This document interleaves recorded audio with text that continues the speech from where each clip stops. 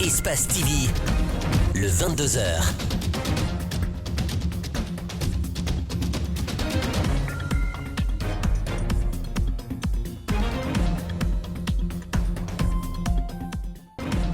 Vous êtes nombreux à attendre ce moment. Merci de votre fidélité au programme d'Espace TV. Au sommaire de ce 22h, la loi de finances initiale 2022 est promulguée par le président de la transition. Elle est estimée à plus de 26 000 milliards de francs guinéens, un peu moins qu'en 2021. Comment ce budget devrait-il être utilisé? Vous aurez l'avis d'un économiste dans ce journal. L'importation et l'utilisation des filets monofilaments sont désormais interdites en Guinée. La décision a été rendue publique lundi soir. Les acteurs souhaitent par contre le prolongement du délai pour faire écouler le produit en stock. Traverser l'axe Boké-Gawal, un véritable casse-tête pour les usagers. Et c'est sur cette route nationale que nous conduira ce soir notre angle.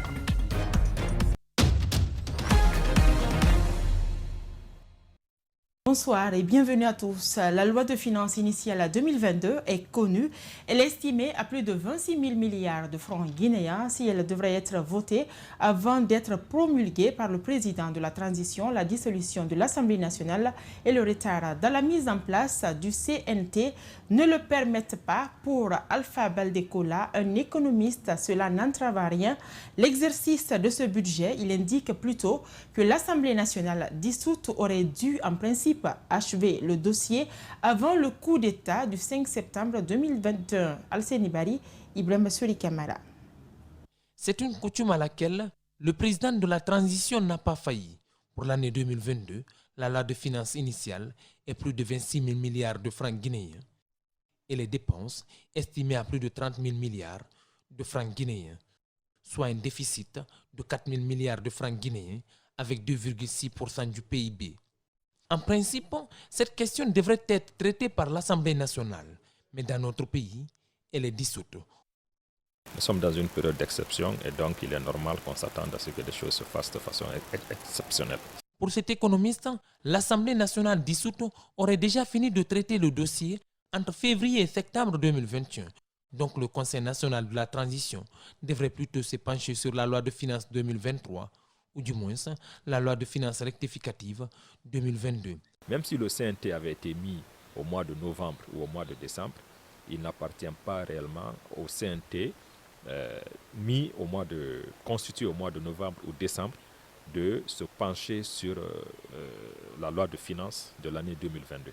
Par contre, ils auront tout ce qu'il faut pour participer à l'élaboration et à la validation de la loi de finances de l'année 2023. Faisons une comparaison. La loi de finances 2021 était de plus de 27 000 milliards de francs guinéens et celle de 2022, plus de 26 000 milliards de francs guinéens. Il donne une explication. Nous sommes dans une situation d'exception, dans une situation de transition. Dans une situation de transition, vous serez d'accord avec moi que l'activité économique en tant que telle ne fonctionne pas comme il faut. Et donc, il est tout à fait normal d'anticiper qu'on ne va pas avoir autant d'argent cette année que l'on a eu les années précédentes. Donc c'est une logique tout à fait naturelle et normale. Dans tous les cas, les attentes des Guinéens demeurent avec un nouvel élan de développement de notre pays, mais surtout des projets viables et fiables.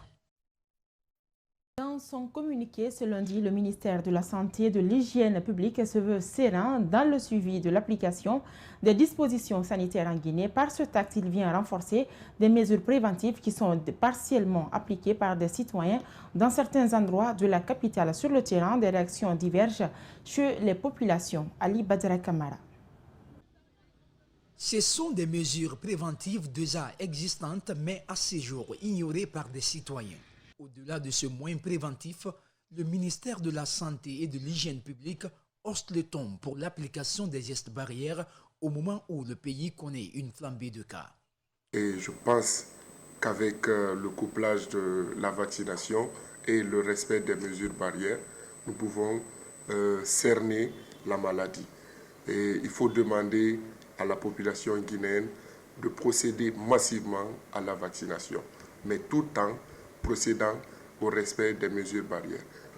Le ministre de la Santé a dans le communiqué indiqué le lavage des mains dans les milieux publics, le port obligatoire des masques, des mesures suivies dans certains établissements d'enseignement public et privé. La distanciation physique, elle, n'est pas respectée sur le terrain. Vous verrez une trentaine, voire quarantaine de dans une salle de classe. Comment observer dans une école publique cette distanciation sociale? C'est extrêmement compliqué, c'est la vérité. Pour mieux contrôler la maladie à Covid-19, ce responsable mise sur les activités de sensibilisation des autorités sanitaires. Trouve nécessaire que l'État sensibilise, informe, pour faire comprendre que la seule façon de faire face, de vivre avec cette maladie, si on a Covid, c'est la vaccination qui va nous permettre de survivre face à cette maladie. Le maintien et le renforcement des dispositions à l'arrivée et au départ des voyageurs au point d'accès du pays sont aussi indiqués. Des mesures accompagnées de la présentation du certificat de vaccination ou du test PCR négatif datant de moins de 72 heures. La présidente du parti FAN s'est prononcée ce mardi sur le bilan du CNRD au pouvoir depuis quelques mois. Makali Camara trouve positif les actes déjà posés par le CNRD, bien que le CNT peine à se mettre en place. Rosaline Goto-Monemo à Liuba. Le CNRD est arrivé au pouvoir depuis exactement 4 mois. Depuis son avènement, il a eu à poser des actes concrets. Un bilan que trouve positif la présidente du parti FAN et espère que le CNRD va continuer sur la même lancée. Je prends déjà la libération des prisonniers politiques, quand je prends la levée des PA qui encombraient le mouvement des Guinéens, quand je prends le respect accordé aux défunts présidents, le respect accordé à nos enfants tombés sur le champ du combat pour la démocratie, quand je pense à la réconciliation des anciens présidents Dadis et Sekouba, tout ça, ce sont des actes que les Guinéens ont appréciés. Donc je dirais que le bilan est globalement positif. Le Conseil national de la transition, quant à lui, peine à se mettre en place. Si le président de la transition, dans une sortie médiatique, a soutenu que le nombre de candidatures était supérieur au quota proposé, Makali Camara trouve que c'est parce que la demande n'a pas été précise au départ. Si on avait demandé au départ aux coalitions de faire des propositions, je crois que ça aurait amoindri les difficultés. Aujourd'hui, les coalitions ont déposé leur candidature, mais les partis individuels l'ont fait, ce qui fait que nous avons 706 candidats ou plus. Maintenant, ils vont trancher, ils n'ont de choix que de trancher parce que ça a trop duré et nous estimons qu'au cours de ce mois de janvier, quelque chose va se passer. Selon Makali Camara, la communauté internationale est dans son rôle de durcir le ton face au coup d'État perpétré par le CNRD. Cependant, la présidente du parti FAN pense que c'est aux Guinéens de décider de ce qu'ils vont faire de cette transition. Dans un document de 22 pages présenté ce mardi à Conakry, des acteurs de la société civile proposent une durée de 24 mois pour la transition. C'était à la faveur d'un point de presse réuni autour de la dynamique d'appui citoyen à la transition. Ils affirment que ce document constitue une référence et une orientation pour les parties prenantes afin de mieux cerner les aspirations des populations dans leurs actions pendant cette période de transition. Gibril Ba, Mohamed Silla. C'est un document qui favorise la construction d'un large consensus entre les acteurs de la vie nationale, expliquent ces conférenciers. Le support en question permet d'établir par le plaidoyer de la société civile une compréhension entre les nouvelles autorités et la communauté internationale pour l'accompagnement de cette dernière à la réussite de la transition. Le document est une contribution, comme je l'ai si bien dit, auprès de la partie nationale pour qu'au niveau du pays, qu'il y ait un large consensus autour du contenu et de la durée de la transition. Le guide, selon eux, est le fruit d'un processus participatif et inclusif né de la volonté des acteurs de la société civile guinéenne à contribuer à une transition réussie et apaisée. Il traite des aspirations, craintes et compréhensions exprimées par les Guinéens pour que l'espoir d'une nouvelle Guinée de prospérité et de bien-être collectif suscité par la prise du pouvoir par l'armée puisse être une réalité. Le CNRD, les partis politiques, les organisations de la société civile, tous, si nous construisons un consensus sur la durée, nous pouvons aller vers les partenaires, donc la communauté internationale, pour les ramener à comprendre les aspirations, les perceptions des Guinéens vis-à-vis de la transition. Ils ont également élaboré des axes pour une transition apaisée. C'est la finalisation du processus de mise en place, n'est-ce pas, des organes de la transition, notamment cette histoire de CNT. Ce cadre d'échange et l'élaboration de ce document résultent d'une volonté de ces acteurs de la société civile de participer à la réussite de la transition. Je vous le disais également en titre, l'importation et l'utilisation des filets monofilaments sont désormais interdites en Guinée. La décision a été rendue publique lundi soir au sein de la corporation. Les acteurs disent bien accueillir la décision, même s'ils souhaitent le prolongement du délai pour faire écouler le produit en stock. Bernard Koundouno et Aboubakar Din Kamara ont fait un tour dans un débarcadère. Suivez. La décision consiste à protéger les ressources halieutiques du pays. L'interdiction de l'importation, la fabrication, la vente et l'utilisation des filets monofilaments à nylon rendus publics ce lundi est une mesure surprenante pour les utilisateurs de ces produits. Néanmoins, ils sont conscients des dégâts causés par ces filets en haute mer. Filets comme ça, là, c'est pas bon pour les pêcheurs. Si ça coupe sous l'eau, ça peut faire une durée de peut-être 10 ans, 100 ans, ça peut se faire ça dans l'eau. Mais ça, par rapport à ça, là, ça c'est bon par rapport à l'autre là. Ibrahim Ba est vendeur de filets au port artisanal de Bonfille. L'arrêt brusque de ce business va impacter ses activités, d'où son souhait de revoir le délai des 3 mois pour faire écouler cette marchandise. Parfois, on peut rester ici pendant toute une semaine sans pouvoir vendre 5 pièces de filet. Donc, vendre toute cette quantité pendant 3 mois, ça nous paraît un peu insuffisant. Donc, tout ce qu'on peut solliciter à l'État, ici au gouvernement, c'est de nous donner un peu de temps, encore plus que ces 3 mois-là, si possible. En lieu et place des filets monofilaments en nylon, ce sont des filets biodégradables qui sont recommandés. Les acteurs sont bien conscients des avantages de ces filets. Dans ce débarcadère, les pêcheurs préparent leurs filets monofilaments pour aller en mer. Ça là, c'est bon pour nous. Ça là, c'est bon pour les pêcheurs. Parce que si ça là, ça coupe dans l'eau, hein, ça va détruire. Ça ne va pas tuer beaucoup de poissons. Dans le même décret lu ce lundi soir sur les ondes des médias d'État, le gouvernement de transition a également redéfini les zones de pêche sur le territoire maritime guinéen. L'avocat de la société minière SD Mining dénonce un abus de confiance de la part de leur associé GIC. En effet, GIC et SF Mining se sont associés pour former une entreprise minière dénommée AGB2A pour l'exploitation d'une mine de bauxite dans la préfecture de Boké. Selon l'accord sur les modalités de coopération et d'investissement, chacun des associés devrait apporter sa part contributive au capital social. Sauf que selon cet avocat, c'est seulement SD Mining qui investit, alors que la gestion assurée par GIC est décriée par l'autre partie. Idrissa Bari et Amara Alex Sirla pour plus de détails. En décidant de s'associer et de créer la société minière AGB2A pour exploiter une mine de bauxite à Bofa, l'entreprise GIC de droit guinéen et SD Mining, gérée par des partenaires chinois, ont réparti les parts comme suit. 58% pour GIC et 42% pour SD Mining. Mais pour le lancement des activités d'exploitation minière, il a été demandé à la partie chinoise d'assurer tout l'investissement nécessaire sous forme de sa contribution au capital social de l'entreprise. En fait, la réalité, c'est un associé ou bien un actionnaire qui gère en fait AGB2A. C'est ça le problème. Et il se trouve que l'associé, il se réclame majoritaire. Or, au fond, celui qui finance, c'est l'autre. Il n'a rien apporté. Voilà. Une situation que l'avocat de SD Mining qualifie d'abus de confiance de la part des responsables de GIC vis-à-vis des partenaires chinois. L'affaire est actuellement à la cour d'appel et la semaine dernière, le ministère des Mines s'est saisi du dossier pour tenter de trouver un terrain d'entente entre les deux associés. Il y a une convention de partenariat qui dit tout, comment il faut rembourser, comment il faut vendre, comment il faut rembourser, quel pourcentage il faut donner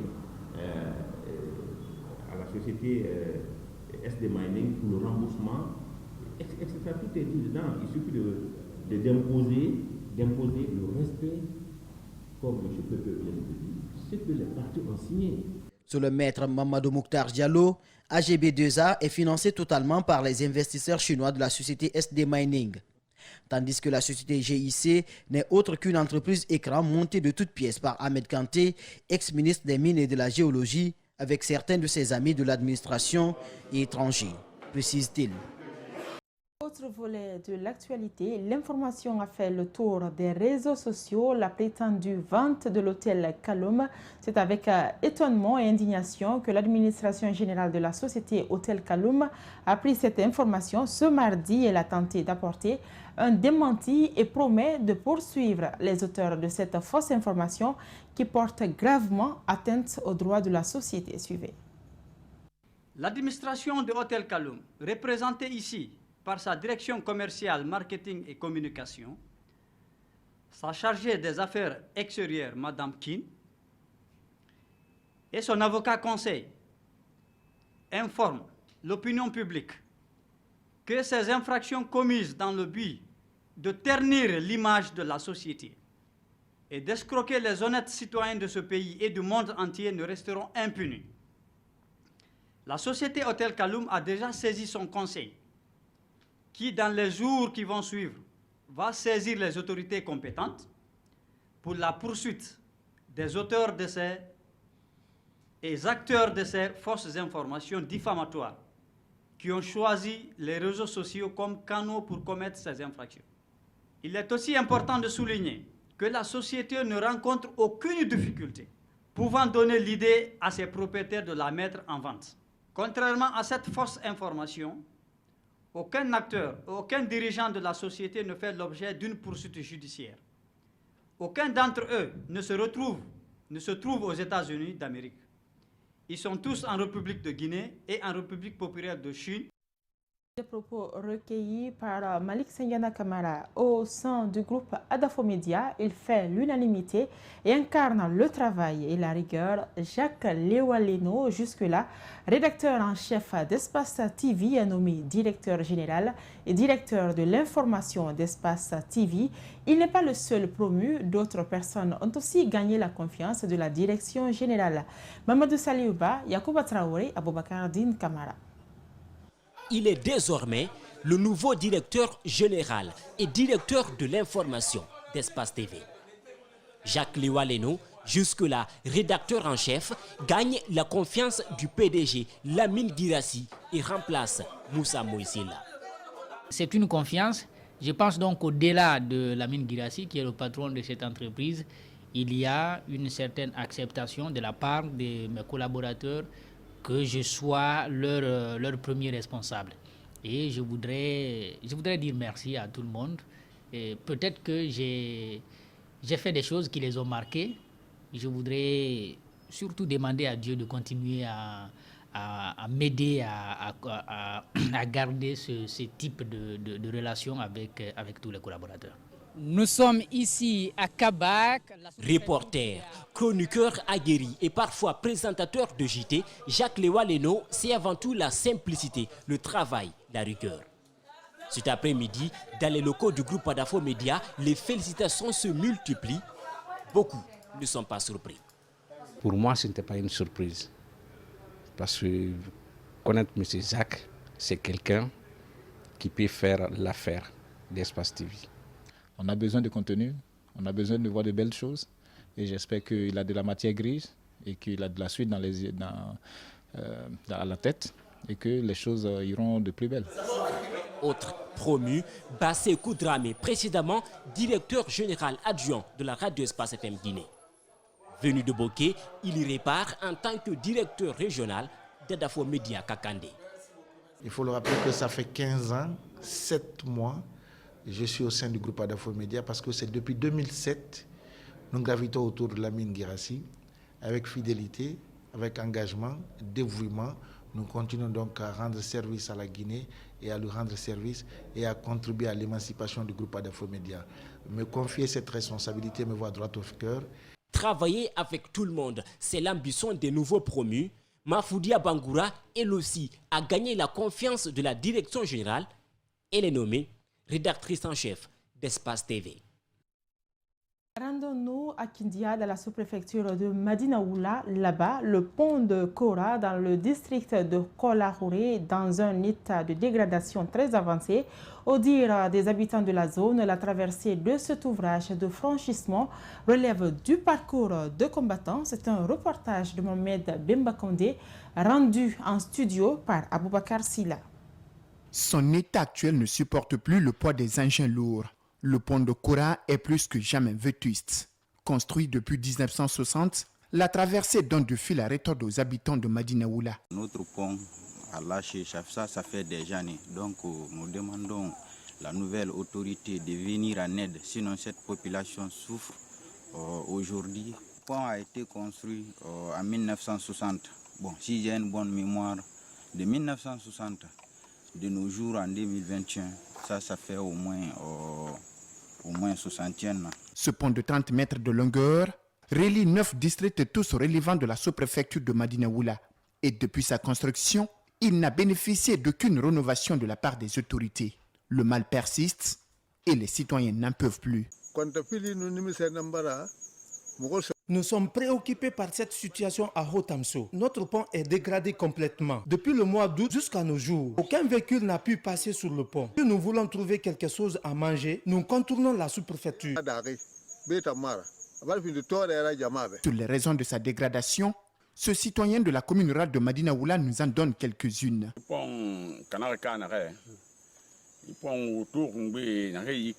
Ce pont, ce sont les gros porteurs qui l'ont détruit à cause de leur poids. Les grosses machines qui ont fini par affaisser le pont. Après, nous avons informé nos responsables. Ça s'est passé au mois d'août. Les véhicules ne passent pas.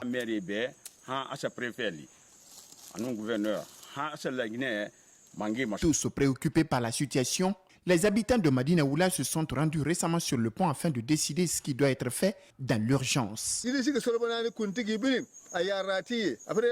Les responsables, les femmes, bref, tout le monde est là. Nous demandons aux autorités de nous aider. Les bonnes volontés aussi, qu'elles nous donnent un coup de main. Aujourd'hui, l'ouvrage de franchissement ne supporte que les poids des motos. Quant aux véhicules, ils sont obligés de descendre dans l'eau pour traverser avec tout le risque que cela comporte. Parce que c'est les motards seulement qui peuvent passer. Les engins, les voitures passent dans l'eau, le fleuve que nous voyons derrière nous. Donc, et puis ça, si tu as le courage, si tu n'en as pas, bon, tu risques de rester ici. Mais par exemple, si c'est pendant les saisons pluvieuses comme ça, quand vous envoyez le riz vers le pont de Kora, vers le mois de juillet, août, là, il faut qu'il y a des jeunes encore ici qui sont là. Donc tu leur payes très cher. Selon ce citoyen, c'est seulement pendant cette saison sèche que le passage sur ce pont est facile pour les usagers. Pendant l'hivernage, la traversée de l'ouvrage sera bloquée. Si ça dit tu n'es pas habitué de passer ici, tu ne peux pas passer. Vous voyez? Donc, vous voyez. D'une préfecture à une autre, à Zérékoré, l'interconnexion du courant électrique en provenance de la Côte d'Ivoire tarde encore à être lancée dans cette ville. Certains citoyens sont impatients de voir les ampoules s'allumer 24 heures sur 24, comme cela aurait été promis. Notre correspondant régional Moïse Bitien-Lama les a rencontrés. Suivez son reportage.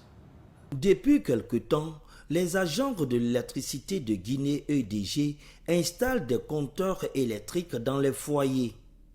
Cela a donné espoir aux citoyens de croire à l'interconnexion du courant électrique. On a installé le compteur chez nous, donc, mais quand même, jusqu'à présent, le courant n'est pas venu. Mais quand même, moi je confesse que le président qui est là-bas, là, vraiment, quand même, je confesse à lui et il va tout mettre en œuvre. C'est bon. Le compteur est bon, c'est opérationnel. Pendant la période de fin d'année, des informations annonçant le lancement de l'interconnexion en début 2022 ont pris la ville. Mais cela n'est pas encore une réalité. Mais l'autre fois, là, ils nous ont dit que le courant allait être là, qu'on appelle début de fin d'année, là, début de qu'on appelle 2022. Là. Mais jusqu'à présent, on n'arrive pas. Certains citoyens demandent à l'État de faciliter les conditions pour la mise en œuvre de ce projet dans la ville de Zérékoré. Dans ça, ce que je peux dire, donc, notre président qui est là-bas, donc, il doit se battre pour qu'on va avoir le courant nuit et jour. Ah, on n'est pas content. Sinon, tous les autres vies cherchent. Les autres vies ont le courant, tel que moi, Guinée, autres là. Mais nous, en forêt, si on n'a pas le courant, on est dans l'obscurité. Ah, vraiment, nous sommes là, vraiment, ça quand même, si ça continue, si ça vient, nous sommes très contents. Mais si comme ça, là, passé, aller là, ça vient 2 jours, 3 jours après, encore, il n'y a rien. Nous nous sommes rendus au siège régional de l'électricité de Guinée. Les responsables se sont abstenus de tout commentaire sur le sujet. On parle de métier cette fois-ci, la cordonnerie, un métier très pratiqué dans la préfecture de Mamou. Beaucoup de cordonniers rencontrés par notre rédaction régionale disent avoir hérité ce métier de leurs parents. Le manque de considération, la rareté des clients et la cherté des outils de travail sont entre autres difficultés qu'ils rencontrent dans le cadre de leur travail. Abdoulaye Diallo. Connus pour leur ingéniosité, les cordonniers évoluant dans la préfecture de Mamou sont une référence au Fouta. Depuis des décennies, ils pratiquent cette activité qu'ils ont héritée de leurs parents. Le recours à des outils rudimentaires constitue la seule solution pour fabriquer des articles. Ces cordonniers rencontrent des difficultés. En plus, ils sont oubliés dans les foires régionales. Les matières premières que nous utilisons, comme la peau de vache, s'obtiennent à Tougué ou au Sénégal. Pour les autres couleurs, à Bamako.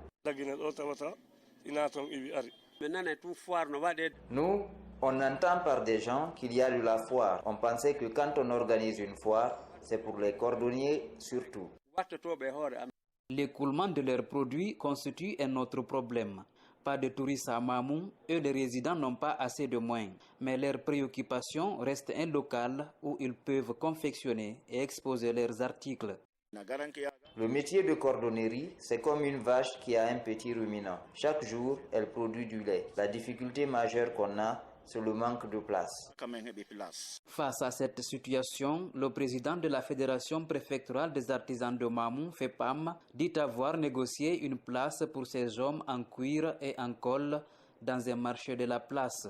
La commune nous a accordé une site là-bas, donc on a commencé même on a fait le toiture, ça reste pour finaliser et ils vont débrouiller là-bas en attendant qu'on a une autre place. Quand même, on ne peut pas oublier pour les artisans parce que surtout pour le cordonnier là et le tisserand là, ça c'est quelque chose qu'on ne va pas oublier parce que c'est notre coutume. Le manque de formation affecte également cette corporation qui sollicite un accompagnement des nouvelles autorités. Car selon eux, depuis la mort de Sékou Touré, aucun président ne les a assistés. On poursuit ce journal à présent, notre angle.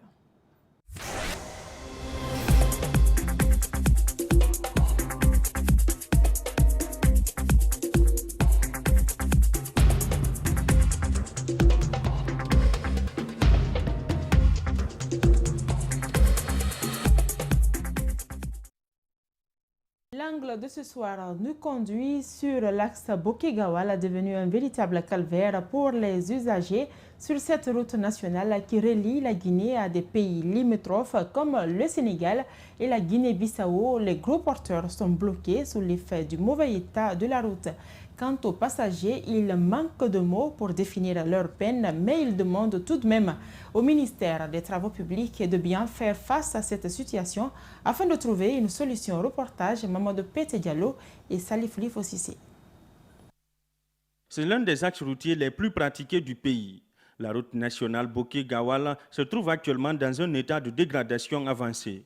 Sur ce chemin, ce sont des trous béants qui dominent, ce qui rend difficile la circulation des engins. Les plus touchés par cet état de fait sont les gros porteurs qui par endroits sont bloqués. À chaque saison hivernale, nous traversons les mêmes souffrances. Nos voitures sont bloquées et tombent souvent en panne. Cela fait des jours depuis que nous sommes là. Il y a un trou ici qui ne fait qu'augmenter de profondeur. Nous circulons, mais c'est vraiment fatigant.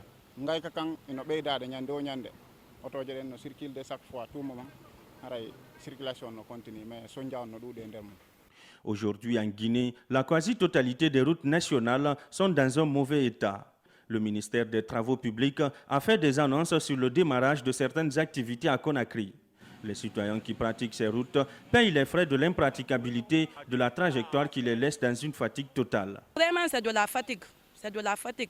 Moi, c'est de la fatigue. Quand tu rentres, tu peux faire 2 jours couché en train de te reposer. C'est vraiment fatigant. Je dois même reprendre le service. Si j'allais même rentrer hier, aujourd'hui, j'allais partir au service me présenter. Mais comment faire? La plupart des marchandises qui ne transitent pas au port autonome de Conakry passent par Gawal et Boké avant d'arriver dans la capitale. Mais vu l'état de la route, les choses deviennent compliquées. C'est pourquoi le président de la Chambre régionale du commerce attire l'attention des nouvelles autorités en rappelant l'importance de la nationale numéro 3. C'est un trésor pour le pays. Vous savez, à part le port de Conakry, point de vue recette douanière, c'est l'un des postes les plus importants. Le poste de Koundara. Si on va aussi par là, aussi la route de Tukébou, entre nous et la Guinée-Bissau, c'est des postes qui sont rentables. Point de vue recette douanière. Elhadj Ali Diallo a également invité le ministère des Travaux publics à faire l'état des lieux pour trouver une solution aux problèmes qui empêchent usagers, engins et conducteurs. Nous attirons l'attention des autorités, des nouvelles autorités, du ministre, comme je l'ai dit tantôt à la personne du chef de l'État même, président de la transition, de nous envoyer une mission technique ici qui va évaluer les parties noires, simplement les parties noires pour les boucher, pour permettre la libre circulation de ces engins-là. Voilà donc, c'est la fin de ce journal réalisé par Fatoumata Bintabari. Merci pour la constance. Très bonne soirée à tous en compagnie des programmes de Espace TV.